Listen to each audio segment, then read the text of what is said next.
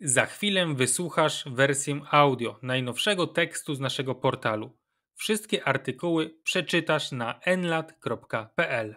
Limity państwa liberalnego w obliczu islamizacji. Tekst Jana Czarnockiego. Kolejne incydenty w państwach Europy Zachodniej pokazują niemoc liberalnego państwa wobec islamizacji życia i przestrzeni publicznej. Polska musi prewencyjnie ochronić się przed błędami tych państw w wymiarze polityczno-prawnym.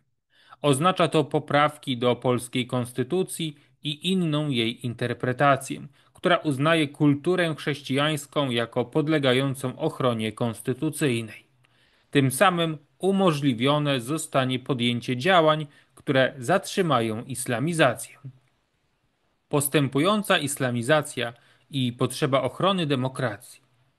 Muzułmanie systematycznie zawłaszczają i coraz bardziej dominują w przestrzeni publicznej krajów Zachodu.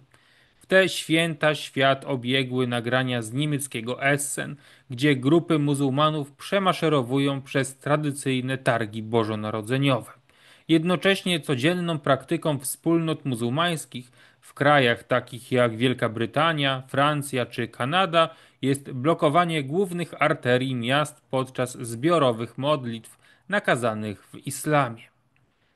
Zdarzenia te nie są trywialne, ponieważ oprócz przemocy symbolicznej stanowią systematyczną formę zawłaszczania przestrzeni publicznej i zmuszają niemuzułmanów do regularnego dostosowywania się do praktyk kulturowo-religijnych wyznawców islamu.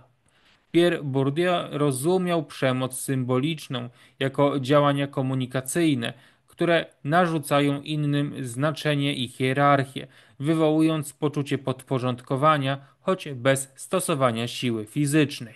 Jednak działania te mają również wymiar może nie otwartej przemocy, ale w gruncie rzeczy fizycznego spychania nas z naszego terytorium. Dlatego jest to w praktyce jednocześnie forma zastraszania i dominacji.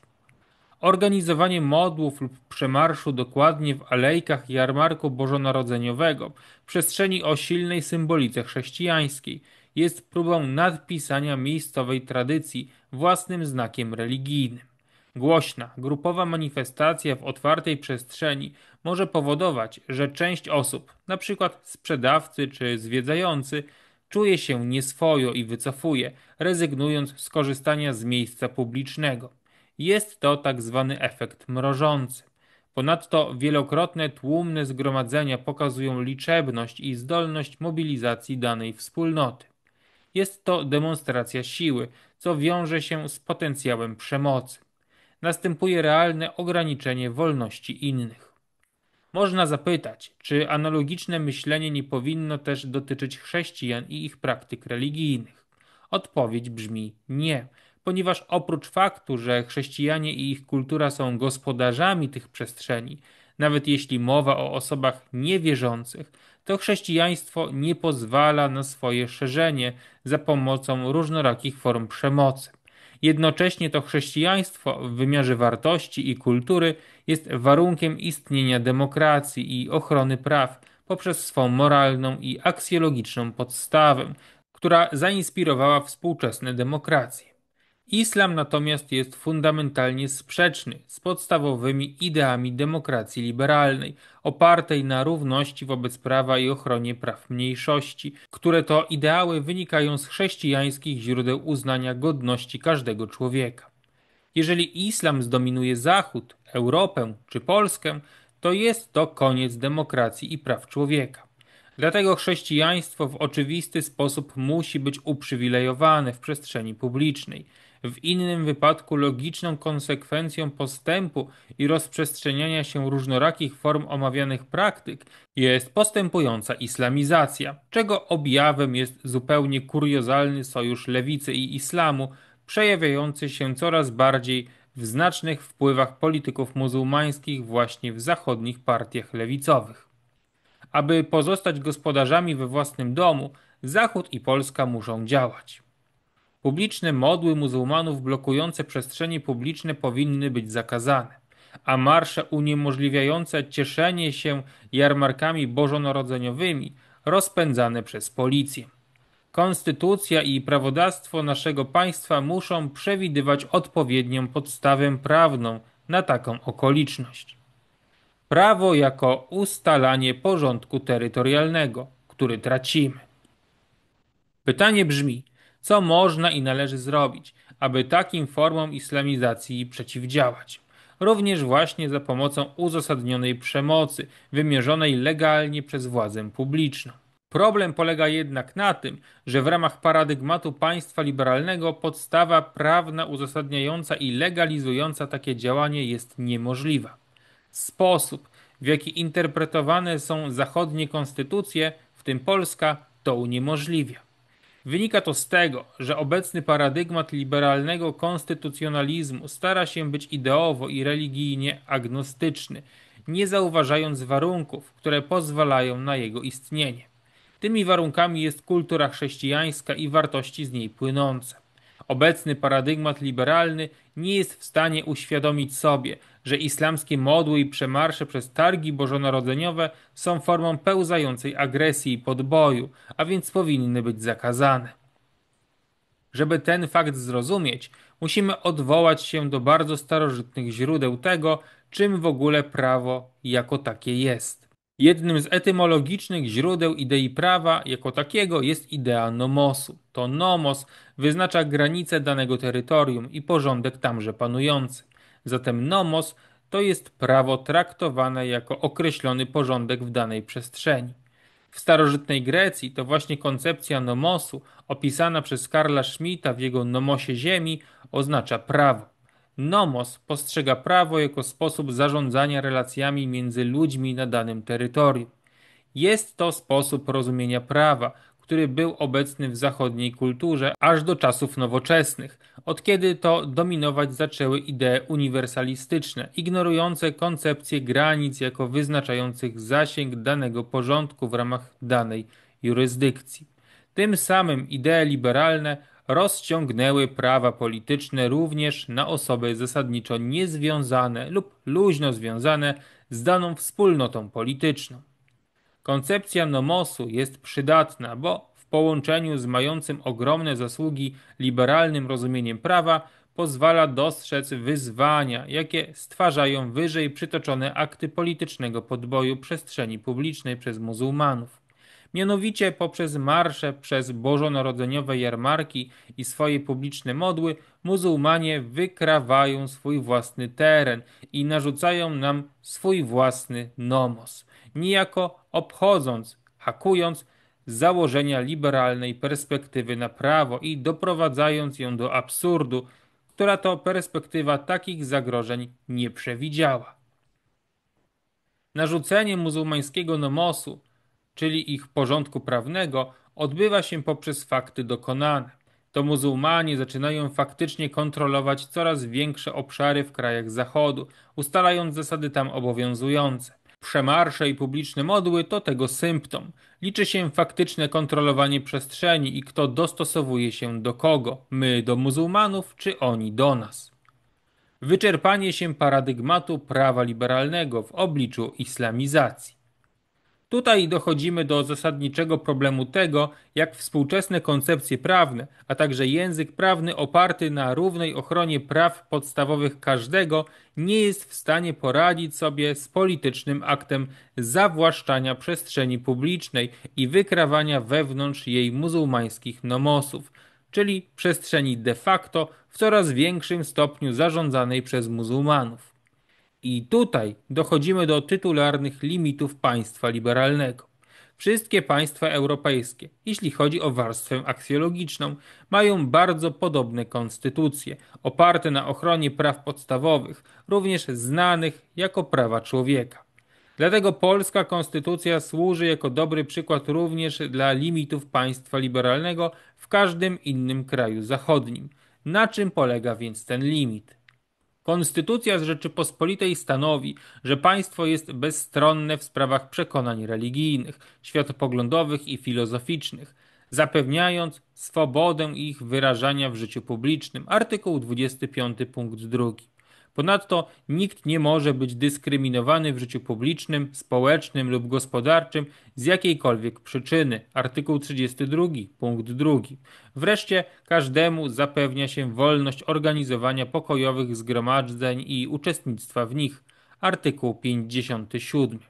Oznacza to ni mniej, ni więcej, że według Konstytucji RP, a więc i prawdopodobnie według konstytucji każdego innego państwa zachodniego, islamizacja, zawłaszczanie i w konsekwencji podbój przestrzeni publicznej jest legalny. Ponieważ Konstytucja RP chroni wyżej wymienione prawa, niemożliwe jest stworzenie właściwej podstawy prawnej, np. ustawy, która pozwoliłaby policji rozgonić zawłaszczających przestrzenie publiczne muzułmanów. Taka ustawa szybko zostałaby uznana przez Trybunał Konstytucyjny za niezgodną z konstytucją, bo ograniczałaby te prawa w sposób nieuzasadniony i niedozwolony. Sam bym ją za taką uznał na podstawie obecnej konstytucji, gdybym był sędzią TK. Potrzebna jest więc taka poprawka do Konstytucji RP, która umożliwiałaby taką interpretację Konstytucji, w ramach której ustawa ograniczająca muzułmańskie zgromadzenia byłaby z nią zgodna. Klauzula ochrony kultury chrześcijańskiej w Konstytucji jako remedium. Prawa człowieka miały być wspólnym dyskursem, narracją i historią, które winny spajać pluralistyczne społeczeństwa. Ta idea jest jedną z głównych myśli Jürgena Habermasa, który wykuł teorie wspierające wizje społeczeństw pluralistycznych opartych na deliberacji, w których a priori żadna idea oprócz demokracji i praw człowieka nie ma priorytetu. Habermas nie spodziewał się jednak, że państwo liberalne będzie bezbronne wobec tych, którzy będą je zamieszkiwali, ale jednak fundamentalnie odrzucą podstawowe zasady, na których otwarty dialog, a więc również i demokracja są zbudowane. Islam te wartości właśnie odrzuca. Broniąc się przeciwko islamizacji, nie możemy jednak wylać dziecka z kąpielą. Wolność religijna to jedna z fundamentalnych idei, która ukształtowała współczesny świat zachodni. Tak samo idea praw człowieka jest wielkim osiągnięciem cywilizacyjnym i fundamentem współczesnego konstytucjonalizmu. Regresem więc byłyby radykalne tendencje autorytarne, ustalające jedną ideologię za obowiązującą, która efektywnie ograniczałaby wolność. Nie w ten sposób powinniśmy się bronić. Wyjściem z pomiędzy scylli limitów liberalnego konstytucjonalizmu a charybdy autorytaryzmu jest poprawka do konstytucji uznająca szczególną rolę kultury chrześcijańskiej. Potrzebujemy aksjologicznego kompasu w interpretacji konstytucji, tak aby dynamicznie kształtować nasze instytucje w sposób odpowiadający na aktualne zagrożenia. Dlatego artykuł 2 Konstytucji RP powinien stanowić nie tylko, że Rzeczpospolita Polska jest demokratycznym państwem prawa, urzeczywistniającym zasady sprawiedliwości społecznej, ale też, że jest ona demokratycznym państwem prawnym opartym na kulturze chrześcijańskiej, urzeczywistniającym zasady sprawiedliwości społecznej. Taka nowa klauzula pozwalałaby na uznanie chrześcijańskiego charakteru państwa polskiego jako wymagającego szczególnej ochrony, a także umożliwiałaby interpretację całej konstytucji w sposób, który dawałby priorytet kulturze chrześcijańskiej i uznawałby, że ta kultura jest warunkiem istnienia demokracji. Oznaczałoby to, że działania, które w efekcie zagrażają demokracji, a mają charakter religijny, choć pozbawiony bezpośredniej przemocy, mogą być uznane za stanowiące zagrożenie dla ustroju. Obecna konstytucja tylko w preambule mówi o chrześcijańskim dziedzictwie naszego państwa. Jednak nie ustanawia nigdzie indziej normy, która chroniłaby kulturę chrześcijańską jako jedno z aksjologicznych źródeł demokracji jako takiej. To chrześcijańskie rozpoznanie przyrodzonej godności każdego człowieka tworzy możliwość równości wobec prawa każdego człowieka, a więc i demokracji jako takiej. Źródłem koncepcji godności jednak, uznawanej za oczywistą oczywistość, a która jest przełomową innowacją cywilizacyjną, jest chrześcijaństwo. Wartości te są zinternalizowane i przez chrześcijan i ludzi niewierzących jako oczywiste. Nie są jednak one oczywiste dla muzułmanów, gdzie podobne koncepcje, takie również jak choćby miłosierdzie, nie istnieją lub nie są rozumiane, tak jak my je rozumiemy, czyli z naszej perspektywy w praktyce nie istnieją. Przyczyną, dla której interpretacja prawna z perspektywy kultury chrześcijańskiej jest w stanie odpowiednio dostrzec zagrożenie islamskie, jest fakt, że taka interpretacja uznaje wymiar życia religijnego jako predefiniujący wszystkie inne postawy w życiu człowieka. Każdy człowiek ma jakąś religię i to religia jest fundamentalnym stosunkiem człowieka do rzeczywistości jako takiej, który organizuje percepcję rzeczywistości.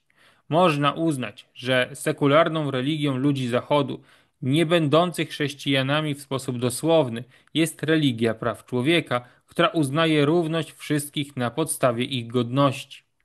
Liberalny konstytucjonalizm jest jednak ideowo i religijnie agnostyczny, nie zauważając, że bez aksjologicznego podłoża chrześcijańskiego sam nie może istnieć. Demokracja liberalna bez wartości chrześcijańskich jest pusta. Jest formą bez treści, katedrą, z której ostał się tylko szkielet. Oznacza to, że bez ochrony kultury chrześcijańskiej demokracja liberalna zniknie, jeżeli islamizacja nie zostanie powstrzymana. To islam stanie się nową religią i ideową treścią, która zmiecie dom bez fundamentów, którym jest demokracja i prawa człowieka bez chrześcijaństwa. Islamowi obca jest idea praw człowieka i demokracji. To uzasadnia celową i pewnie ograniczoną dyskryminację względem pewnych praktyk związanych z islamem. Jeżeli przyjmiemy perspektywę konstytucyjną, która wychodzi z chrześcijaństwa jako wartości ustanawiającej system moralny i umożliwiającego demokrację, także liberalną, to jesteśmy w stanie publiczne modły islamskie, jak i przemarsze przez jarmarki bożonarodzeniowe uznać za atak przeciwko ustrojowi. Jednocześnie w ten sposób jesteśmy w stanie utrzymać prawa do wolności słowa, swobody zgromadzeń, nietykalności i sprawiedliwości osobistej, ponieważ ograniczone zostaje prawo tylko do praktyk, które zagrażają ustrojowi zabezpieczającego te prawa, a więc i ograniczamy prawo do atakowania wyżej wymienionych praw. W samej idei chrześcijańskiej wbudowana jest tolerancja i poszanowanie godności każdego, również niechrześcijan. Dlatego interpretacja konstytucyjna, która priorytetyzuje kulturę chrześcijańską, ogranicza ryzyko regresu w autorytaryzm. Pozwala ona na dyskryminację, ale ograniczoną tylko do praktyk zagrażających demokracji. Bibliografia dostępna jest w tekstowej wersji artykułu na nlat.pl. Zachęcamy Państwa serdecznie do polubienia i skomentowania tego nagrania, czym pomogą nam Państwo w docieraniu do nowych odbiorców. Prosimy również o zasubskrybowanie naszego kanału, aby nie przegapić kolejnych interesujących nagrań. Prosimy również o rozważenie wsparcia finansowego dla naszej działalności. To dzięki Państwa zaangażowaniu, w tym przede wszystkim cyklicznemu wsparciu finansowemu, możemy kontynuować naszą działalność i stale się rozwijać. Wspierać nas Państwo mogą za pośrednictwem serwisu Patronite pod adresem patronite.pl/Nowy Lat, a wszelkie szczegóły odnośnie tej, a także innych możliwych form wsparcia znajdą Państwo w opisie tego nagrania.